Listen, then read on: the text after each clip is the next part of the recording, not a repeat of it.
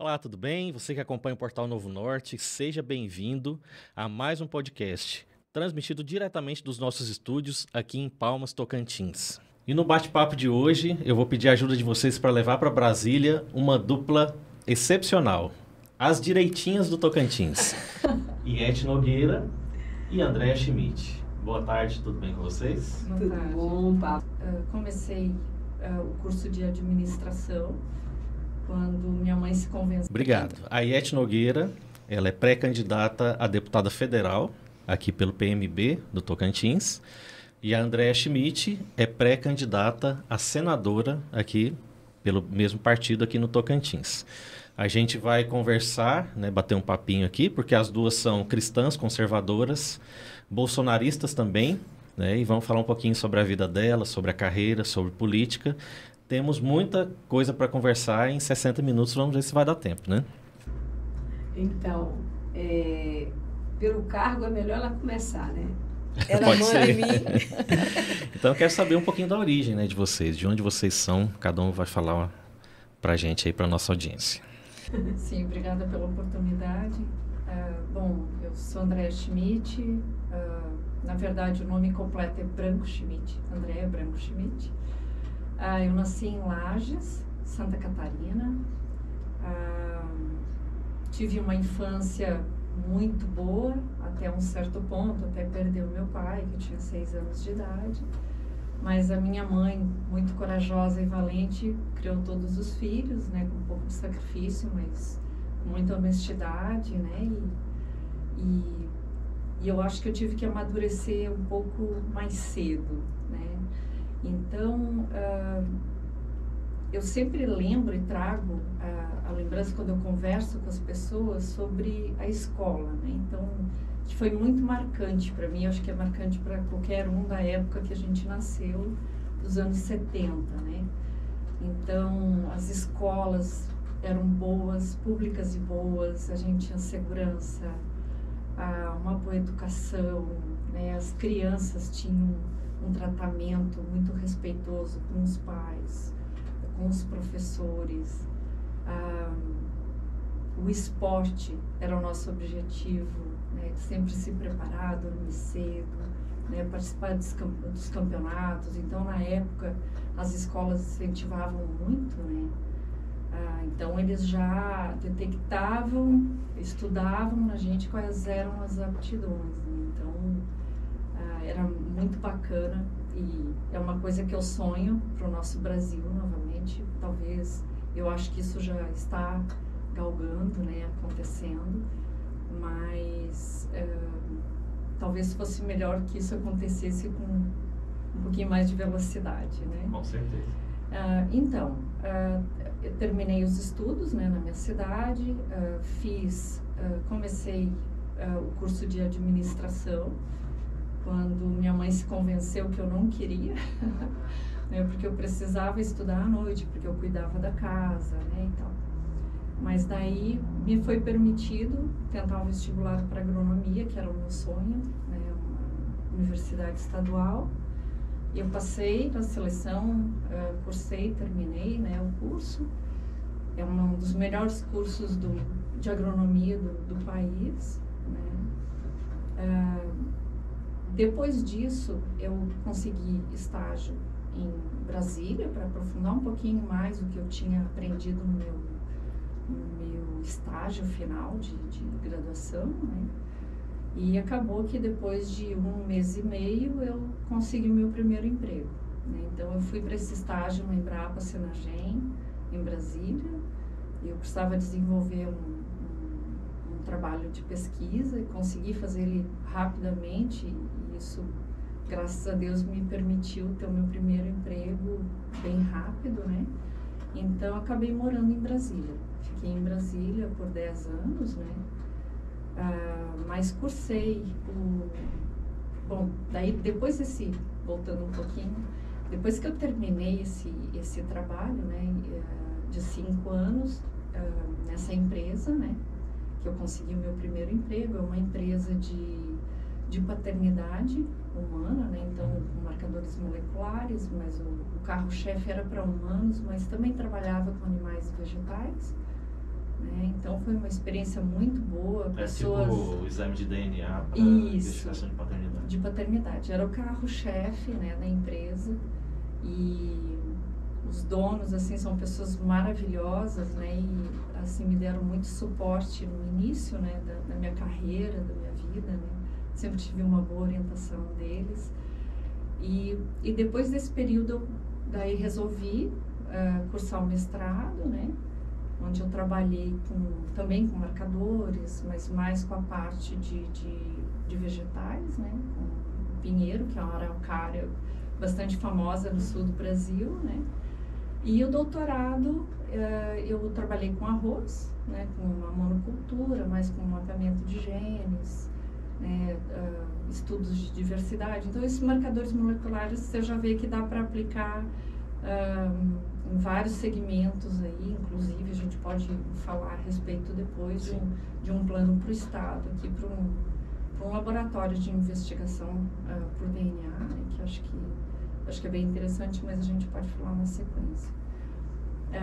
Bom, eu cursei pela Universidade Federal de Santa Catarina, mas todo o trabalho eu fiz no Senagem, na Embrapa, em Brasília.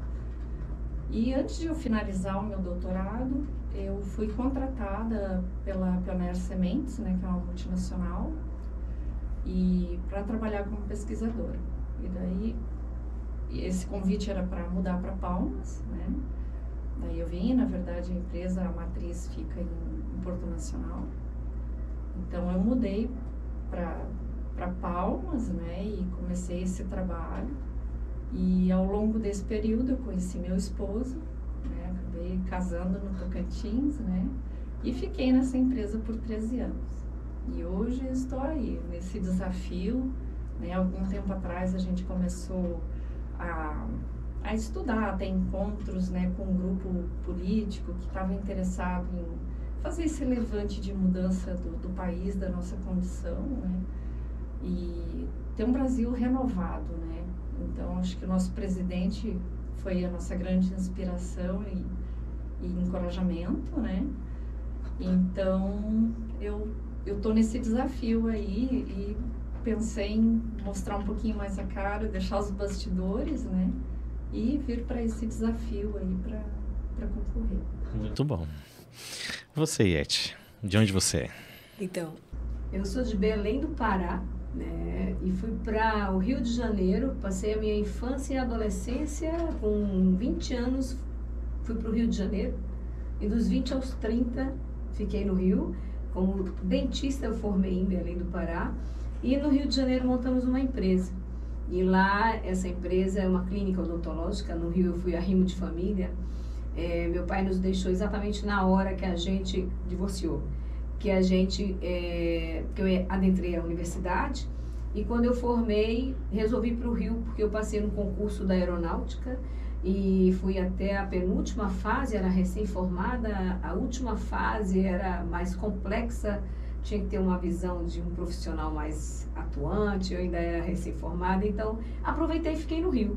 E fiquei 10 anos da minha vida, minha juventude toda lá, dos 20 aos 30, e lá montamos uma clínica, tivemos um projeto chamado Amor pela Vida, e sempre engajada nesses movimentos de projeto de igreja. Nasci num lar batista, né? Minha mãe veio do catolicismo, meu pai já era batista, eles se casaram e nós fomos sempre frutos de escola bíblica dominical, que eu acho fantástico, assim.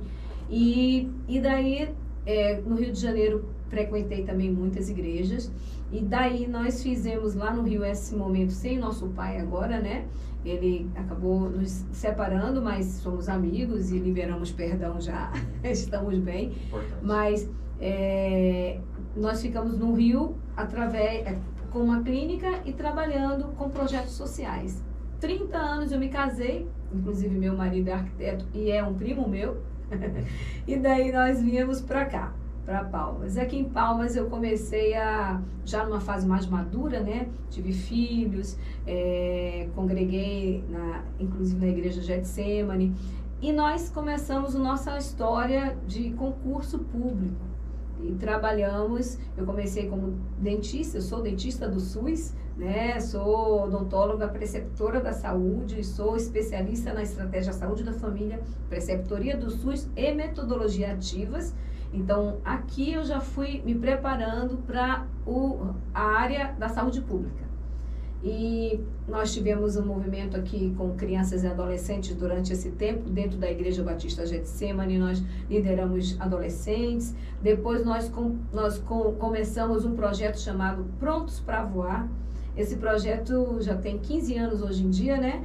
Mas com a pandemia nós demos uma paradinha. Esse projeto ele tem a intenção de trabalhar ciclo infância e adolescência e suas famílias. E aí prosseguimos com sempre ajuda da igreja, da comunidade, e participava sim um pouco o Estado. Eles davam esse apoio. Tanto que nós ganhamos prêmios, né, no Estado, como um projeto interessante para virar um programa de saúde do adolescente. E nós quisemos assim, caminhar dentro da saúde para propor para nossas crianças e adolescentes escutarem um pouquinho sobre saúde. Mas a minha intenção também era, o projeto foi dado assim, numa visão espiritual, que eu sou muito espiritualista, e assim, buscando aquela questão da Pai, Filho e Espírito Santo. E trabalhei a visão de levar as crianças também à espiritualidade. Não uma religião A ou B, mas a intimidade com Deus. A intimidade com Deus, ela gera a verdade. E ela te leva ao caminho certo, né? Então, assim, nós sabemos, e no projeto nós trabalhamos o eixo da saúde, meio ambiente, educação e cultura.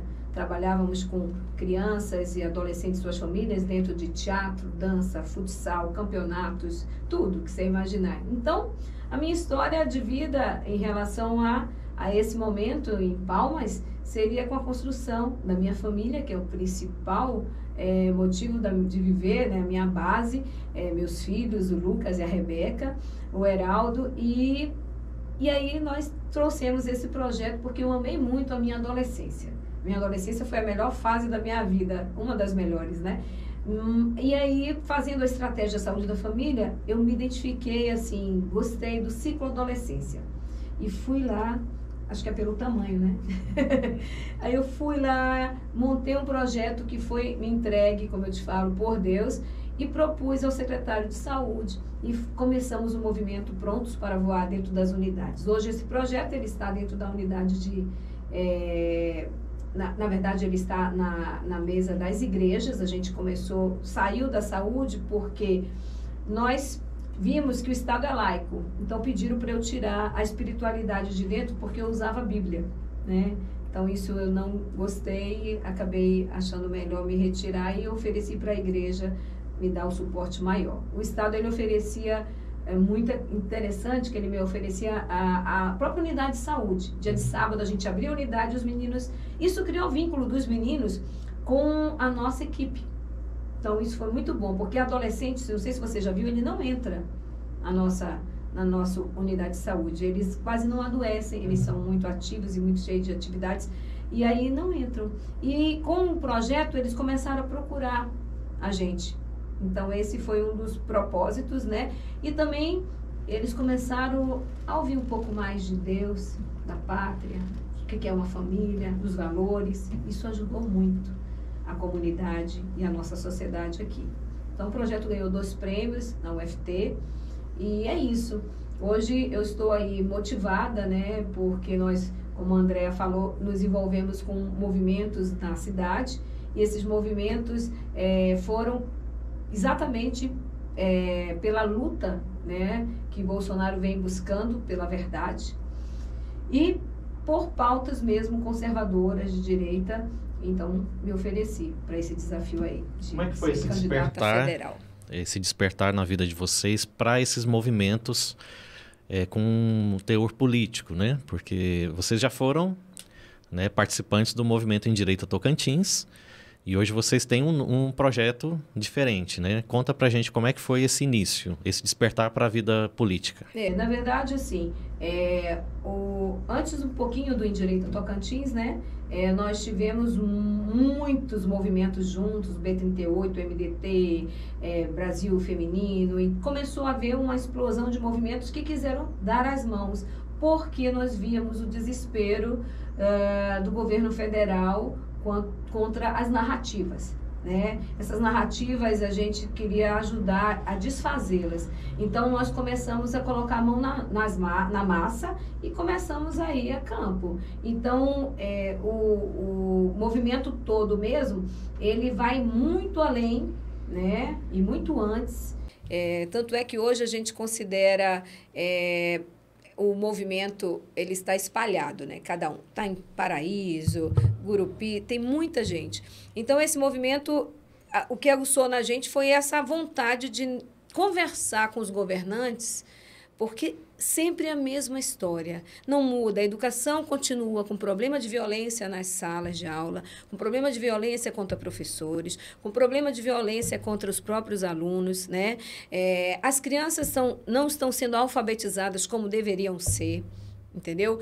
A saúde com a mesma coisa, leitos de UTI sempre defasados, sempre com problema. Tanto que a pandemia, ela virou uma pandemia porque não estruturaram e não se interessaram em estruturar, porque dinheiro vem muito. Se eu não me engano, vieram 29 milhões só para o Estado, só na pandemia, mais ou menos isso, 300...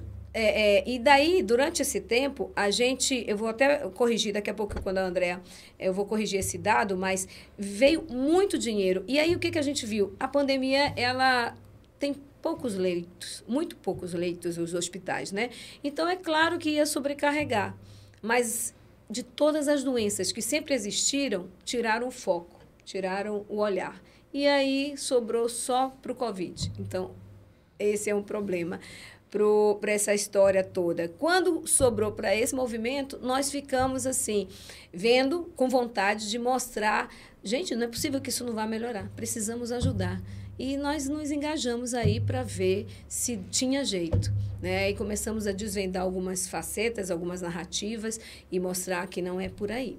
Tanto é que eu sou da saúde e eu vi muita coisa nos bastidores que eu me preocupo, né, que não confere com dados oficiais.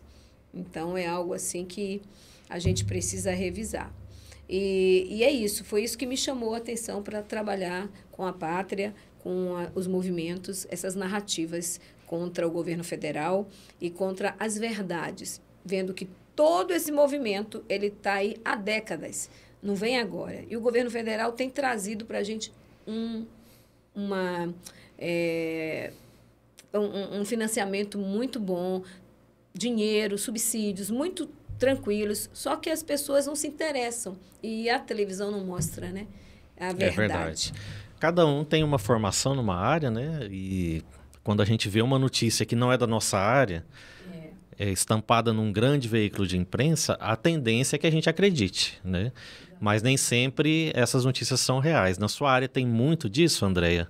Você acompanha o noticiário, você vê narrativas que você sabe que são falsas e dá essa vontade de debater, de rebater isso? Desde criança, sempre tive interesse em política. Eu tinha muita vontade, eu escutava a Voz do Brasil, então, né, uma coisa que normalmente as pessoas não se agradam, é muito monótono e tal. Mas eu sempre gostei desde jovem, né, adolescente. Eu até estava comentando com eles que eu costumava fazer paródias com os políticos da época dos anos 80 e tal. E é claro, depois a gente mergulha no estudo e acaba deixando todas as coisas que a gente faz como em horário, num momento, né, que está livre, né, fazer uma poesia, fazer um curso de instrumento musical, né, então a gente acaba afunilando o olhar e mergulha para aprofundar o conhecimento, né. E o que eu poderia te dizer que durante esse estudo, a minha formação toda, a gente não consegue olhar muito para os lados. Então, o foco é muito forte no conhecimento, estudar, terminar provas, trabalhos, né, e projetos. Então, a gente não consegue olhar muito para o lado, né? E eu acho que, a partir do momento que eu saí desse mergulho, eu me deparei com um Brasil completamente diferente, né? Então, olha, eu entrei nos anos 90 na universidade, né? E eu acho que eu fui acordar lá pelos anos 2010. Então, eu não acreditava no que eu estava vendo, né? Então, o país estava completamente diferente. Daí eu comecei, com esse olhar, perceber que as universidades estavam trazendo essa intenção de nos deixar fora do foco do que está acontecendo, né? Então, não se trazia clareza, transparência das coisas, se tinha os desvios, né, de interpretação das coisas. E por isso que hoje eu entendo o porquê que os nossos estudantes, os nossos universitários, estão com uma visão tão pequena do que é o Brasil, do que está acontecendo e de todo o aparelhamento que tem, né? Então, a partir daí, eu comecei a me engajar mais em saber da política, retornar ao que eu gostava de fazer. Então, é nítido, é muito fácil perceber, porque você vivencia uma coisa, quando você lê, conversa com pessoas, e principalmente quando a gente procura informação fora do país, né? Então, você lê artigos, você lê... Depende das revistas, porque muitas revistas também vão na mesma direção que as nossas, né? Extremamente tendenciosas, mas ainda nós temos oportunidade de buscar a informação correta. E daí, quando a gente olha a mídia brasileira, as informações que são colocadas lá, chegou um ponto de eu não conseguir mais suportar, assim, né? Rádio, televisão, jornal. Então, fica bem difícil. Daí eu disse, bom, e como vinha esse movimento todo, né, do presidente trazendo essa sensação aí de valorização, né, do país, de contar novamente a nossa história, né, ou reescrever a nossa história, que também foi distorcida, né? Eu percebia que quando eu fazia o segundo grau, eu aprendi uma coisa sobre o Brasil, e no ano seguinte, o meu irmão, quando estudou, já era diferente. Então, eu sempre fiquei muito preocupada com isso também, sabe? Porque em pouco tempo a história do Brasil mudou, né? Então, tudo que eu tinha visto de um olhar um pouco melhor, né, na formação ali de primeiro, segundo grau, que hoje mudou até de nome, né? Então, a gente percebe que teve uma virada bem forte em meados dos anos 80, né? Então, talvez isso me despertou mais para reconhecer tudo isso, né? Mas é tudo muito nítido, né? E daí, falando um pouquinho também dos projetos, né? Então, eu me engajei em vários projetos também, né? E tentando essa luta aí de se aproximar do pequeno agricultor, né? De tentar trazer... Como eu trabalhava numa multinacional muito grande, tive a oportunidade de fazer trabalhos com comunidades pequenas, né? E juntar esses dois pensamentos, né? Para não ter uma divisão. A gente está tendo tanta divisão já no Brasil, a gente não precisa de mais divisões. Então, é trabalhar junto, se ajudar, né? A gente pode falar depois, também participei de projeto aí para o Estado, para a gente intensificar os trabalhos de carcerados, né? Trabalho remunerado, com parte da remuneração eles pagando os custos do serviço público, né? Então, assim,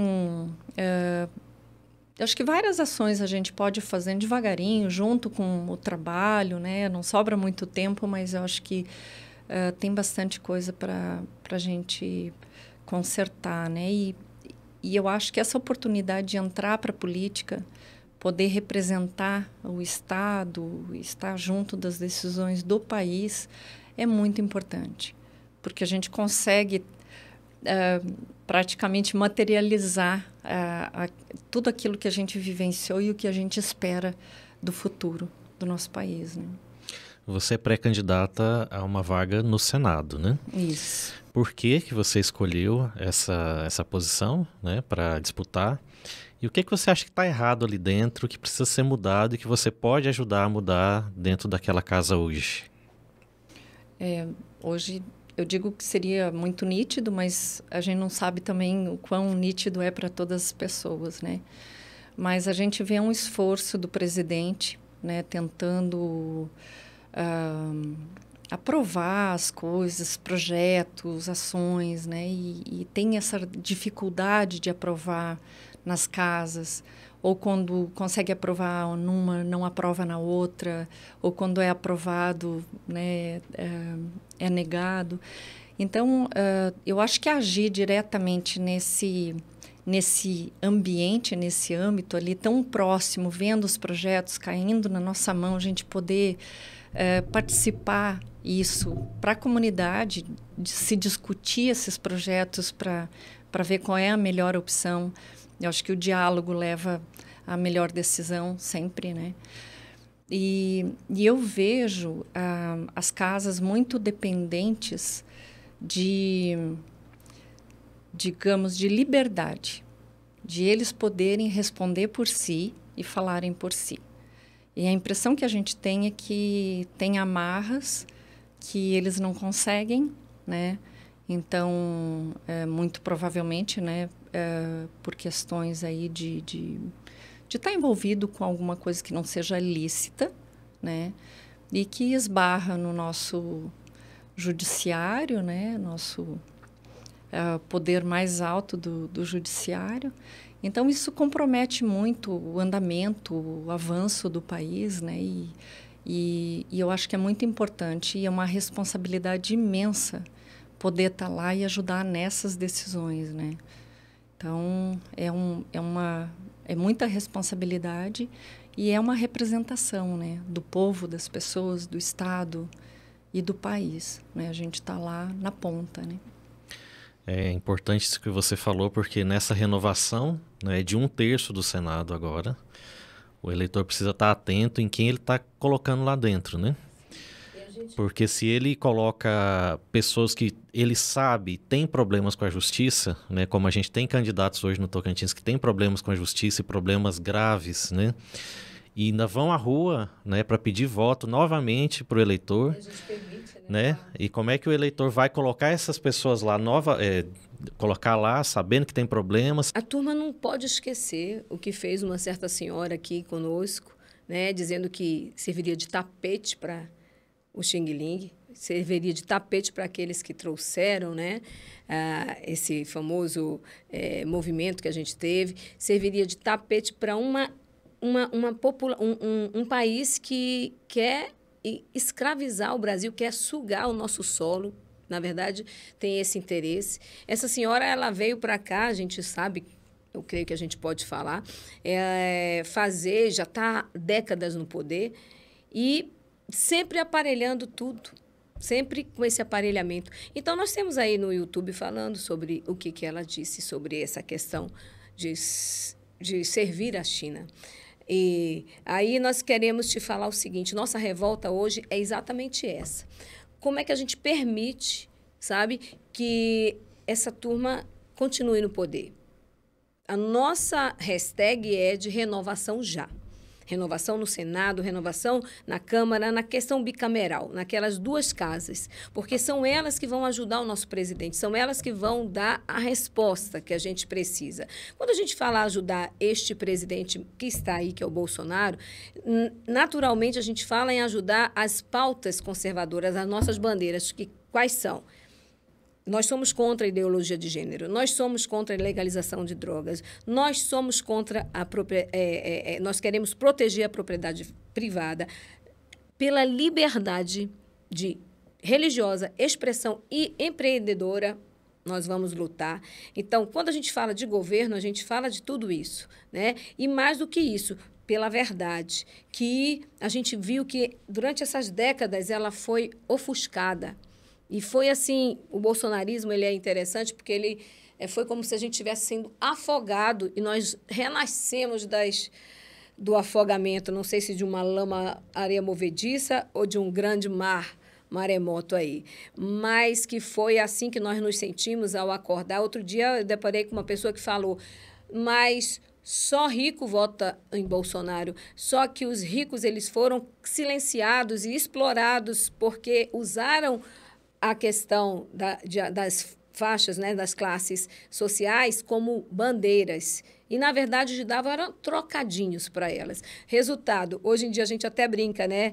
Se só rico vai votar em Bolsonaro, todo mundo vai, porque o famoso Nine Fingers, né, tirou todo mundo da pobreza. Então, assim, nós queremos, assim, dizer para você que realmente a nossa luta durante esse tempo foi em revolta a essas personalidades que estão no poder e que voltam para o poder cheia de problemas judiciais. O principal ponto que eu vejo é a politização judicial. O judicial ele se tornou usado, né, uma base para a política. Ele não poderia se colocar assim. Ele deveria ser neutro. Ele está ali para julgar casos, mas não. O que a gente vê? Competindo com o executivo, né? Então, essa judicialização, essa politização do judicial, essa cátedra nacional, ela tem tem maltratado a comunidade. Quem foi que disse? A gente sabe, né? Acho que a senhora Cátia Abreu, a gente vê, fica em casa, a economia a gente vê depois. Então, hoje, a gente vê doenças que há muito tempo são decorrentes da fome, continuam no ranking. Aí querem empurrar que o famoso, né, flango frito entre nessa história como o problema. Mas nós temos esses problemas muito mais intensos há muito tempo. Por isso que quando trabalhei com crianças e adolescentes, eu percebi e me deu vontade de entrar na política por isso. Não é possível, gente. Tem muita oferta, tem muito dinheiro no Brasil. Nós somos ricos, mas não chega na mão do povo porque há um filtro e um aparelhamento estatal. E essa é a nossa vontade de entrar para ver como fazer isso. Que Deus nos blinde, né? Para que realmente a gente consiga entender e desfazer esse aparelhamento. É isso que eu penso. Né, a Câmara está menos sujeita às pressões, né, do judiciário, da alta cúpula do judiciário, pelo menos na minha visão. Mas é um ambiente de muito combate, de muito embate ideológico lá dentro, né? Você como cristã, né? Você vê que existe mais espaço para o povo de Deus dentro da Câmara? Tem espaço para mais deputados cristãos, pastores, obreiros, missionários ali dentro para fazer um trabalho de combate à ideologia que é contra o cristianismo? Qualquer ideologia que trabalhe no estilo de corrupção, né? Seja ela de gênero, seja ela até de moral mesmo, e conduta, né? A gente precisa ter a turma que pensa assim. Eu li outro dia o seguinte: o Estado ele não deve adentrar na igreja, mas a igreja precisa adentrar no Estado, para que os nossos valores, os nossos princípios virem leis. Eles virando leis, nós estamos bem, porque a palavra de Deus e a dica do cristianismo, ela é saudável, ela é íntegra e ela precisa, é claro, de um entendimento que é fácil de pegar com a intimidade que Deus dá para você. Então, o que eu vejo? Me preocupa cristãos lá dentro, cristãos assim que acabam, que a gente chama hoje genuíno e equivocado. Tem dois tipos de cristãos, né? Então, isso me preocupa. Mas eu acho importante o cristão genuíno lutar por nossas pautas, que, na verdade, são 3 bandeiras: fé, esperança e amor. Essas 3 bandeiras resolveriam tudo. Porém, a gente precisa fazer com que nossos valores e princípios eles virem leis, de fato. E sem aqueles apêndices, sem aqueles adendos, porque você sabe, tudo tem um jeitinho, né? Não vê só soltar o nosso ex-presidiário aí, por causa de uma cláusula ali dentro da lei, da Constituição e tudo mais. Então, eu sou a favor de uma reforma na Constituição, eu sou a favor de uma reforma política, né? Eu sou a favor de trazer para a nossa sociedade, para o nosso país, um novo olhar, principalmente dos cristãos. Eu sou a favor que qualquer cristão que queira entrar na política saia da igreja 2 anos antes de entrar, porque senão a igreja vira uma massa de manobra também. Não é só massa de manobra lá dentro do... Como a gente sabe que com o nosso famoso Xing Ling, essa doença que apareceu aí, contratados entraram nas secretarias de saúde e os efetivos se afastaram, porque são concursados. O que aconteceu com contratados?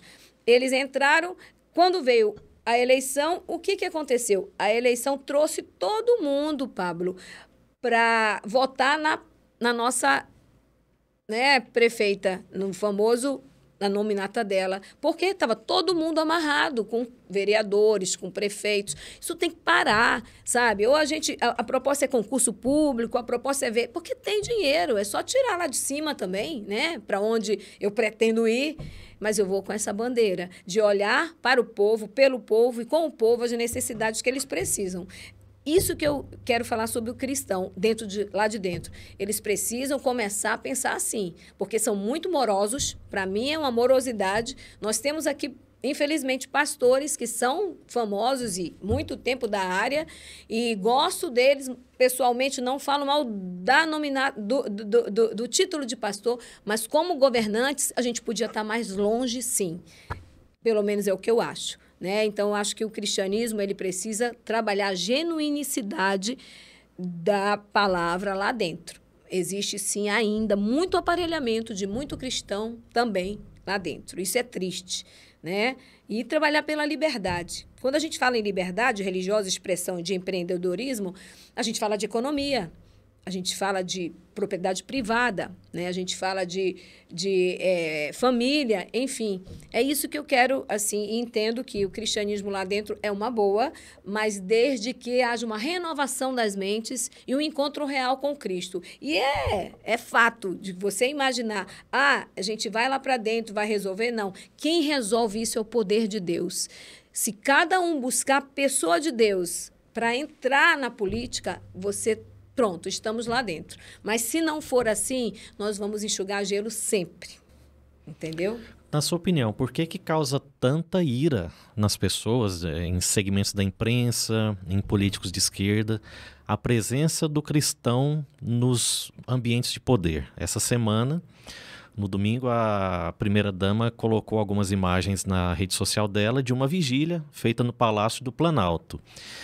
E isso causou a maior ira em alguns jornalistas, né, da extrema imprensa, em alguns políticos de esquerda. Por que tanta ira do povo de Deus perto do poder?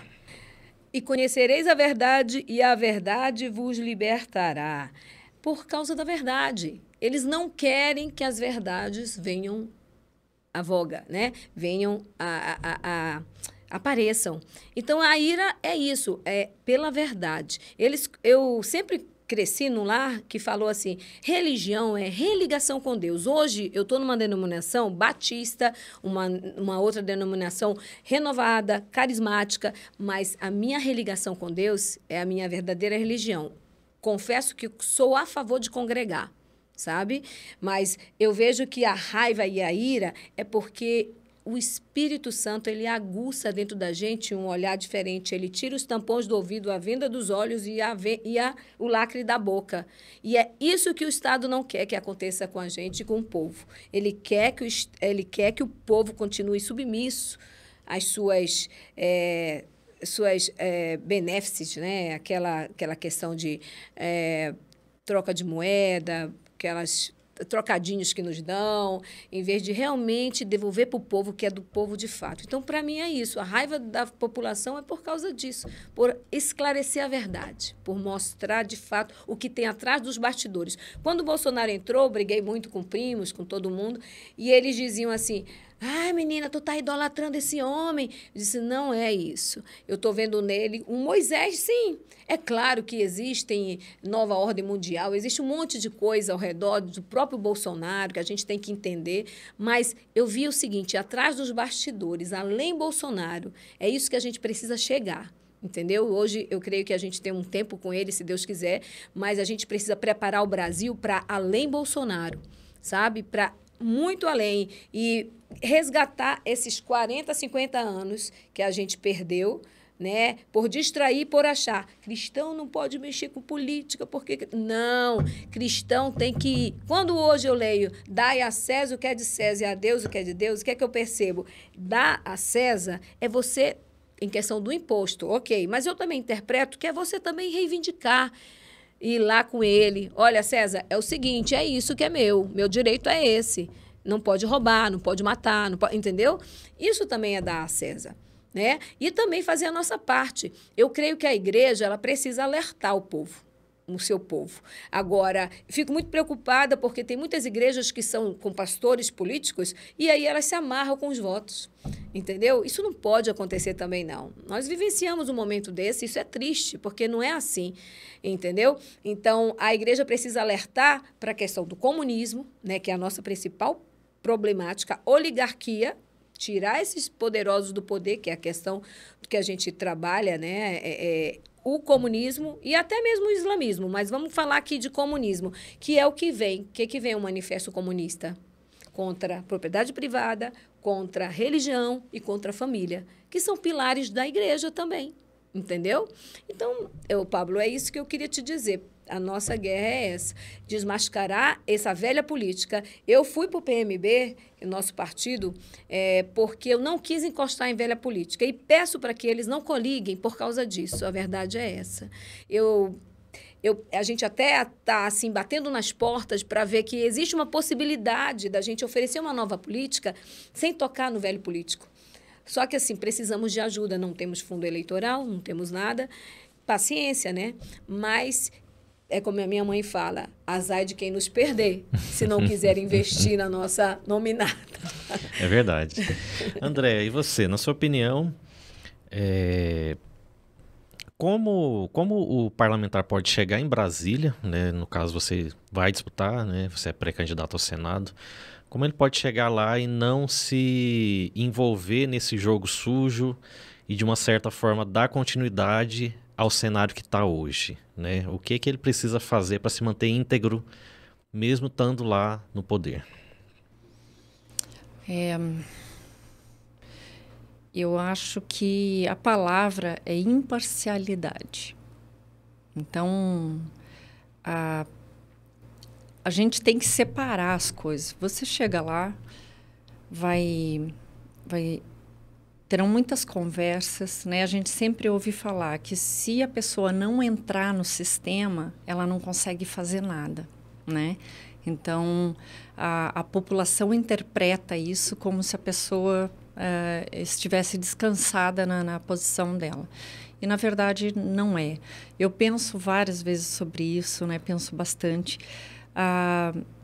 Eu acho que é coragem, sabe? É chegar lá e ter coragem. Então, se você enfrenta uma dificuldade, alguém quer barrar, a gente pode comunicar. Hoje tem muitas formas, né? De comunicar, de abrir, de deixar a população saber qual é o empecilho, né? Trazer transparência, deixar com que as pessoas vejam, né? A gente sabe que a mídia não colabora, né? Então, acho que as pessoas têm que recorrer a novas formas de buscar informação. Então, acho que isso é libertador, né? É libertador para a população. E quanto ao político, é não se contaminar e pensar sempre, tudo que você está movendo ali, todo o poder que te dão, não é seu, é do povo. Você está ali representando esse povo. Então, eu acho que a partir desse momento é um sentimento de confiança que vem. Se a pessoa é eleita, eu acho que é tanta orgulho, tanta confiança que foi depositada, que não tem como perder a coragem, não tem como dizer não, não tem como não enfrentar esses leões que estão lá, né? E aos poucos, é claro, a gente renovar as casas, né, com pessoas sérias, íntegras, com um pensamento diferente, né? Eu tenho muita esperança assim que o Brasil vai chegar no nível de muitos países, né, que os políticos são tratados de forma igual às pessoas comuns, né? Então, eles não têm nenhum penduricalho, ele não tem auxílio paletó, não tem auxílio casa. Ele trabalha, ele tem o salário dele e ele tem que viver daquilo, assim como qualquer cidadão brasileiro, né? Então, é muito sonho, né? A gente tem muita esperança que isso tudo mude. Se tornou cultural no Brasil, mas eu acho que a gente tem grande chance de mudar isso. E eu acho que tem muita gente lá dentro que pensa como a gente, mas eles não estão conseguindo se manifestar. E a gente tem que ir ganhando força para fazer esse movimento. E na sua opinião, como é que um senador pode contribuir, né, para o desenvolvimento do agro, né, aqui no Tocantins? Não só no Tocantins, mas no Brasil de forma geral. Como é que o senador pode atuar para melhorar, né, esse campo de atuação que é a grande engrenagem, né, que movimenta a economia do país? Bom, é de fundamental importância, né, uma vez que o Brasil tem aptidão agrícola, né? A gente vê que durante a pandemia, o que segurou a economia do país foi o agro, né? Então, o político, ele está lá para olhar as leis, os projetos, pode chegar com projetos que tirem a burocracia, principalmente, de toda a questão agrícola, né? É claro, com muita responsabilidade. Eu acho que a questão de desenvolvimento agrícola e ambiental tem que andar juntas, né? Tem que uma respeitar a outra. Né? A gente vê uma burocracia muito forte ainda hoje no Brasil, mas não só a burocracia, a morosidade para as coisas. Né? Então, normalmente para se conseguir uma licença demora muito ou é confuso. Então, talvez simplificar alguns passos. Né? Eu acho que as casas podem ajudar. Né? E na questão do Estado, uma preocupação que eu tenho, né, que a gente tem um projeto de lei hoje de um senador do Tocantins que é tentar permitir a venda do território brasileiro para estrangeiros em 25%.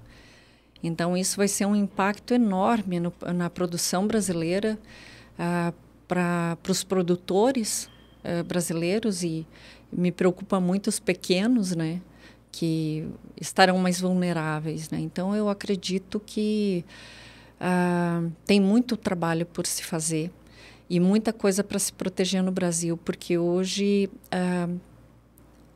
está tendo um movimento de entrega do Brasil para outras nações, planos que podem dificultar quem está aqui dentro, né? A economia anda bem, mas a agricultura ela não é bem vista por certos setores ou pessoas que não acreditam, talvez que o prato deles no dia a dia vem daquele agricultor que está plantando. Ele fala que a agricultura destrói, que a agricultura está afetando o meio ambiente, mas ele esquece que ele todos os dias coloca o alimento na mesa e que vem dessa produção.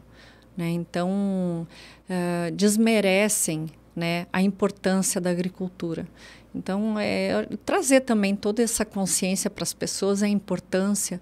E, como eu falei antes, o grande, o pequeno e a população em si, caminhar junto e respeitar o espaço de cada um, né?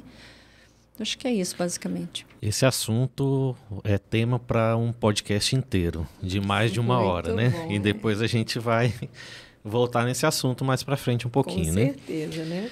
Iete, vocês têm um projeto chamado Vozes da Liberdade, né? Eu queria conhecer um pouquinho mais e fala para a gente um pouquinho mais sobre esse projeto. Então, nós temos um grupo que sempre foi às ruas e nós começamos a entender como que nós vamos ajudar os nossos patriotas, assim como governantes e como eleitores, né? O mesmo objetivo, trabalhar a questão de formação, trabalhar as questões de manifestações, que elas sejam efetivas e eficazes de fato. E ações sociais que são necessárias, sem aquele paternalismo, porém ações inteligentes. A ação social inteligente que a gente considera é quando você leva não somente o que a comunidade precisa, mas quando você pega dela o que ela precisa e também você entrega para ela discernimento e conhecimento. Isso é uma ação social real, né? Então, a minha missão dentro da saúde, né, dentro do Vozes, seria trazer, aguçar no eleitor que procure movimentos assim, que eles comecem a trabalhar essa questão do entendimento, do conhecimento dos conceitos de conservadorismo, né, liberalismo, como eu já te falei no início. E isso aí nos preocupa. Isso tem um efeito muito grande na urna. Tá entendendo? Porque as pessoas hoje em dia vão ou juntando o santinho do chão, eu vou votar nesse. Ou porque deu algum dinheiro para votar terra, um tijolo. Ainda existe isso. Mas aí eu quero falar com esse povo. Esse povo está escravizando o neto dele. Não digo mais nem o filho que já está escravo. Está escravizando o neto dele. Então, esse povo precisa trabalhar contra o aparelhamento. O que essa turma aqui aparelha faz, ela devolve o que é nosso e diz que é uma bondadezinha. Então, vota em mim, né? E, na verdade, não é. Era o que era nosso e é um dinheiro público, né? Resultado. Então, eu penso que o Vozes, ele veio para exatamente renovar essa ideia. Trabalhar o eleitor e o eleitorado e a comunidade que quer trabalhar com política, a turma, né? De uma maneira inteligente, sábia e bem dentro do discernimento político que a gente precisa para a nossa nação, né? Dentro desse movimento todo, a gente tem um apoio atualmente para essa turma. Daqui a pouco, quando a gente tiver vereador, prefeito, a gente vai ter outro movimento. Entendeu? Para eles também, para apoiar eles. Mas nós vamos primeiro prepará-los para isso. Essa é a nossa intenção. Pode falar. Eu gostaria de dar um exemplo aqui de ação, né, que eu acho que é muito importante. Alguns anos atrás, eu comecei a acompanhar o Brasil Paralelo. Né, fui até São Paulo num congresso deles, sou embaixadora, né, com muito orgulho, participo, foi assinante deles há muito tempo, e eles trouxeram muito conhecimento. Né, e recentemente eu fui convidada a fazer uma palestra sobre conservadorismo aqui em Palmas, né, através do nosso grupo, né, e foi muito bem aceito. Né? Então, eu acho que esse movimento é muito importante, né? A gente já tem convite para outras escolas para trazer essa palestra, né? E eu acho que é um bom movimento para a gente começar a abrir os olhos dos alunos, né? São alunos do ensino médio, né? E a gente começar a lutar de igual para igual com a classe de professores que faz o movimento contrário, que na verdade eles estão tendo muita força, estão aparelhados e a gente não está fazendo nada, entende?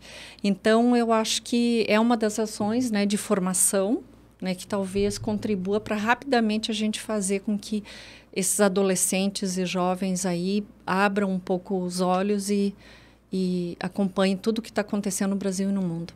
Pablo, a gente vê essa questão da educação, né? Inclusive, essa é uma missão minha, assim, que eu venho nas minhas propostas, é fazer com que o Estado torne a saúde e a educação mais fortes, sabe? Porque a gente vê que realmente as ideologias tomaram conta das universidades. Eu sou preceptora do SUS e eu vejo que tem um viés, sim, né? Então, as verdades, elas começaram a aparecer. Hoje eu não estou na preceptoria exatamente por isso, porque eu enxerguei esse viés e não tolerei mais. E aí, o que acontece? Fui pedida para sair. Entendeu? Então, existe isso. Nós vemos aí muitas professoras não podendo dar aula porque elas não são a favor desse movimento que a gente considera contra nossas liberdades, né, de pensamento.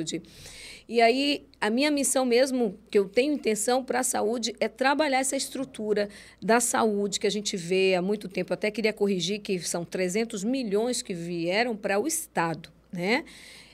29 milhões para para os municípios, né? Então, assim, eu acho que eu falei no início alguma coisa assim. Então, a minha intenção dentro da saúde é dar uma olhada para a nossa classe, né? Médica, dental, enfim, de saúde, todos, e de educação.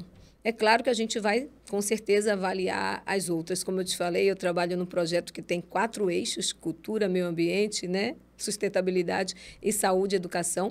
E aí nós vamos trabalhar exatamente por esse povo, por essas pautas que precisam, para que haja um resgate, uma devolução para o povo do que eles precisam. Eu só queria fechar aqui com uma questão, que nós temos os nossos adolescentes, crianças, nosso maior movimento hoje é fazer um grande polo para essas crianças e adolescentes, sabe? Que eles realmente tenham um espaço de reflexão, de ação socioeducativo, mas que seja de prevenção. O que nós vemos? Que a turma vai para a casa de recuperação. Aí a igreja socorre, mas aí, de repente, casa de recuperação. Nós não temos uma outra parceria. Então, nós estamos propondo, junto com Prontos para Voar, está na mesa da ministra Damares, um centro de socioeducativo, mas trabalhando a linha de promoção e prevenção da saúde, da educação, vai dar uma atenção, vai ter anfiteatro, enfim, uma estrutura muito legal que a gente chama hoje de casulo. Porque, não sei se você sabe, o Prontos para Voar tem uma forma de borboleta. E a borboleta, ela tem a metamorfose. E o casulo é o ambiente de onde sai aquele ser que já está querendo voar. Então, a gente quer esse ambiente para o adolescente. Nós vimos que a igreja é um grande ambiente para a adolescência, para tratar a saúde mental deles, a espiritual, né?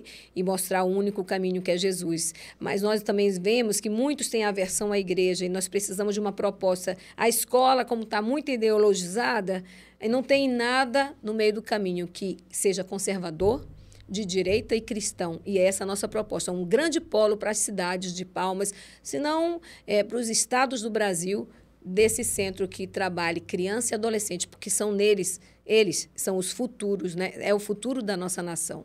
E suas famílias, viu? Trabalhamos muito com isso. Muito bem. Agora, para encerrar, eu vou pedir para vocês, né, as considerações finais, né, uma de cada vez, começando pela Andréia. Bom, primeiro, agradecer pelo espaço, pela oportunidade, né?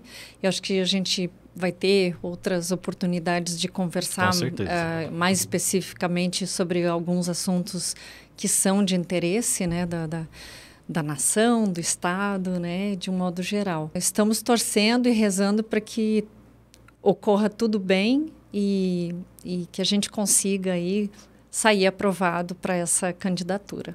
Muito bem. Eu também faço esse convite, estendo aqui minha solicitação. Gostaria de ver toda a nossa turma de direita conservadora e também alguns que não concordam com a ideia, mas querem ouvir e entender como funciona, né? Lá na nossa convenção, eu, como pré-candidata, a minha maior vontade é realmente dar voz à liberdade, trazendo a verdade à tona sempre, né? Trabalhando por políticas públicas que realmente blindem a liberdade, que para mim é tudo. E é isso, convido você, Pablo, vocês que estão nos assistindo, para estar conosco no local e no horário que a Andréia falou, né? Dia 5 agora, 8 horas, Rio Sono é o hotel. Obrigada, viu, pela oportunidade. Muito bem, quero agradecer a presença de vocês, foi muito legal conversar com vocês. Quero ter oportunidade de outras vezes conversar com vocês sobre outros assuntos, né, que a gente não teve tempo de falar aqui.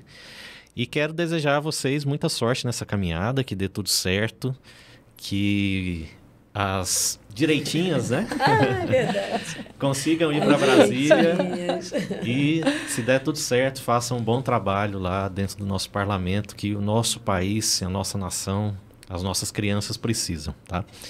Muito obrigado, até a próxima. Agradeço a você que assistiu o nosso podcast até o final e até a próxima, até o próximo episódio. Tchau, tchau.